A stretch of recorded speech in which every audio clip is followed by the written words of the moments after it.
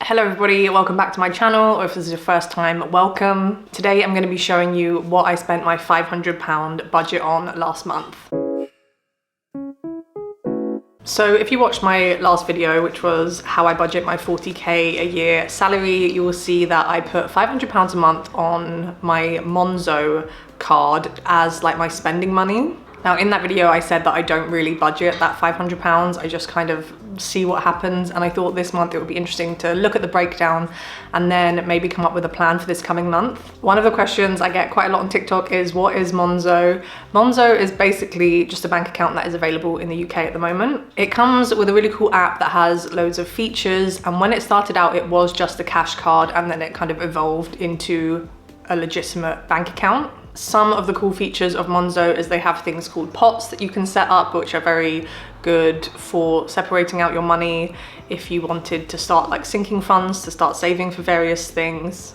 Another feature I really like is that if you get paid your salary by backs, you can draw it down on Monzo the day before at 4 p.m. I personally don't get my salary paid into Monzo, but when I had a second part-time job, I did get it paid into Monzo just so I could take advantage of that cool little feature. It's super easy to export your bank statements in PDF, Excel, and it gives you a breakdown into all the different categories. It's really easy to recategorize each transaction. This is in no way sponsored by Monzo, by the way. I'm just a big fan. I've had Monzo for ages, and they had a really cool marketing scheme kind of thing when they first started, and that was that their cards were like neon pink, and you would instantly say, this is how I got Monzo. I saw my friend paying with her card and I was like, what's that, your card's so bright. And they also had like a waiting list to join the app, so created some buzz, some hype, and then they like gave out golden tickets to like let you jump the queue. So yeah, I've just always been a fan of Monzo. I do have a referral link down below. This isn't like through sponsorship by them, everyone gets a referral link, but if you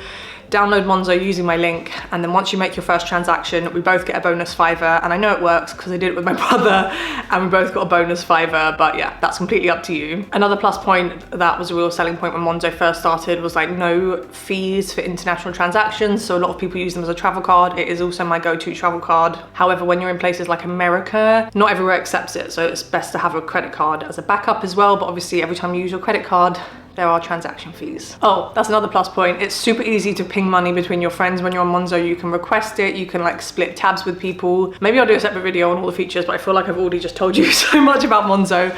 But that is why I personally choose to use it as a spending account. And then this isn't specific to Monzo, but I also find keeping my spending money separate from my main bank account where my salary goes in and my bills come out is just helpful for me to like not go over budget. So even if you don't want to download Monzo, I would recommend having a separate account for your daily spending, or even taking that money out in cash. I know like cash stuffing and cash envelopes is another really popular budgeting method. But yeah, I like to use Monzo. I have a personal account, a business account, and a joint account with them, and I've never had any issues with them. Oh, it's also like totally free, which is why I think in their first year of trading, the first few years, they have had trouble as a company becoming profitable. Don't worry, that does not affect your money. Like I said, your money is protected in their bank, but they have now started releasing features that you can pay for, like premium accounts. I haven't personally gone down that road. Maybe when I'm balling I will, because you do get a really cool metal card. But for me personally, their premium accounts aren't worth it, what is offered for the monthly fee. Anyway, enough about Monzo. As I said, it's where I put my £500 on the day that I get paid. So let's take a dive into last month and see where that £500 went. So I exported everything from Monzo for September and October, and then I just deleted the dates I didn't need because I only needed it from the 20th to the 20th. As you know, I get paid on the 20th, so that's my month. I'm not going to show you that just because some of the extract has like place names of where I live and stuff, but anyway, I made a pivot table. So the total spend was 536 and the total in was 535, and the reason that it's slightly over £500 is I had a £2.91 Uber Eats refund. Then this was people pinging me back when I had paid for certain things, such as this family charge of £120 was a takeaway for my mum's 60th birthday, and one of the family members pinged me back 13 quid. And then this £20 was somebody else pinging me back for some food. So the total spend, I've put a nice pie chart here. You can see that the biggest chunks are eating out, family, groceries, and transport. Bills is very small because most of my bills come out of my main account. I think these bills are just things like Apple storage and a few kind of really small things like that. Eating out is quite considerable. It's almost £140. We'll get into the breakdown of what that is later. Entertainment is only 4%, and all I paid for this month for entertainment was my YouTube Plus subscription, and I paid £5 to blow up my gender reveal balloon. Family, like I said, was the birthday meal. Groceries was only £106. Now, the birthday meal was right at the beginning of the month, and I have said on TikTok that I definitely should have paid for more groceries this month. Get into the grocery breakdown later, but one of my goals for this month is to do more big food shops and spend less on eating out, etc. In the shopping category, I only spent £20.75, and that was on some baby clothes from the charity shop, and the balloon from eBay was like £2.50 for me to then blow it up. And then, even though transport is a really big chunk, I'm not gonna break it down because it was basically all TfL charges, which I can't control. I have to go to work, etc. Excluding, I put £20 petrol in my mum's car that I was borrowing while she was away.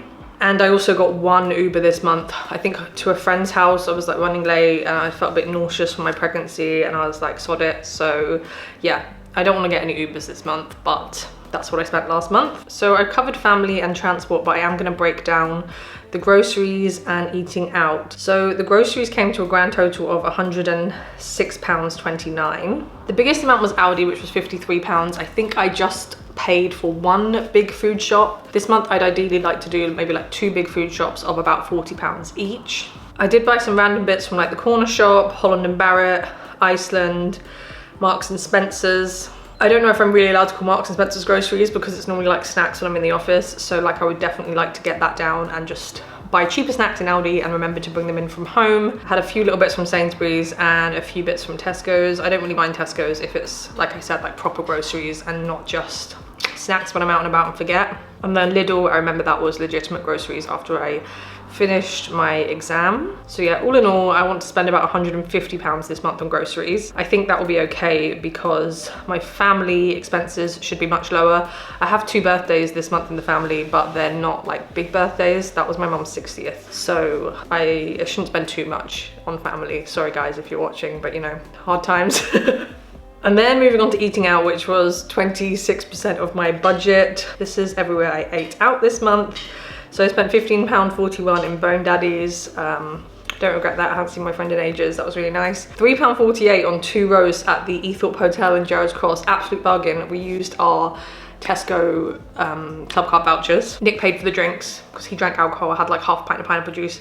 So that was fair in my eyes. McDonald's for £9.63 was after our scan, and they bought us breakfast. The only kind of like actual takeaways were Just Eat and Uber Eats, which come to £36 together. I don't think that's that bad for a month. That's about 2 takeaways. Too Good To Go kind of branches on takeaway and groceries. Sometimes it's more of a grocery vibe, but again, £6 seems fine. And I did also eat out at Wagamama's. I can't actually remember when that was. All in all, I think that's kind of a fair amount of my budget on eating out. I don't drink, and eating out is like a really big social thing for me.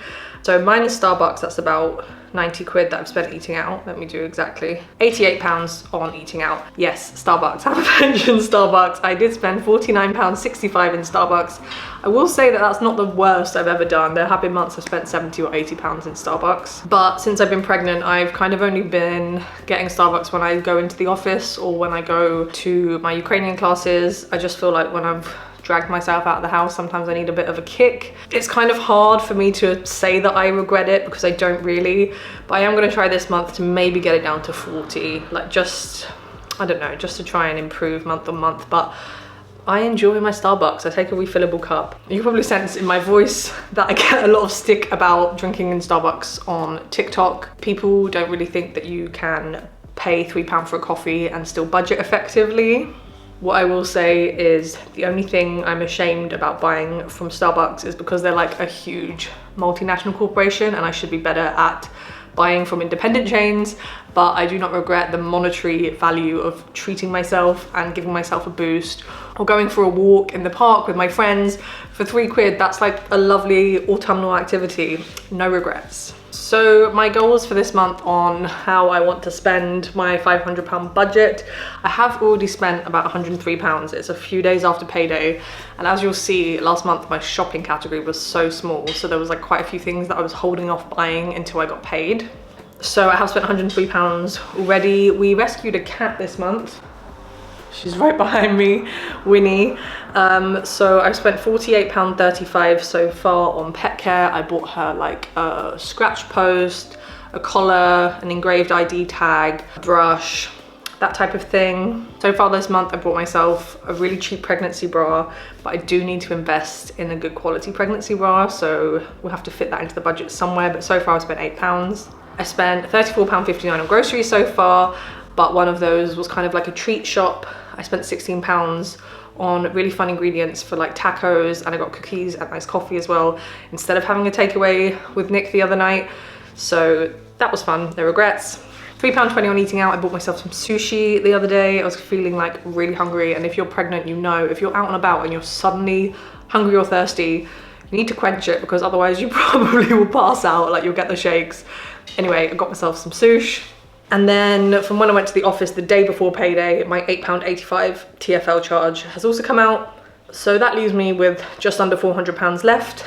And my goals for this month is to get my Starbucks under £40, just to see that I can, just to prove to everybody that I can if I want to. I want to pay for at least 2 of the big grocery shops. As I said, this month I probably paid for 1 and Nick paid for 2 or 3. So yeah, I want to be better and contribute more. I didn't sell a single item of Vinted or eBay last month, so my goal for this month is to sell some Vinted items, because I have a huge list of favorites that I really want to order, and I was thinking of doing it at payday, but the speed that I'm already spending money, I think I need to sell some Vinted items and use that credit to buy the things that I want, especially things like baby clothes and maternity wear, because I am expanding quickly and soon I won't fit in any of my clothes. So that is a priority for the moment.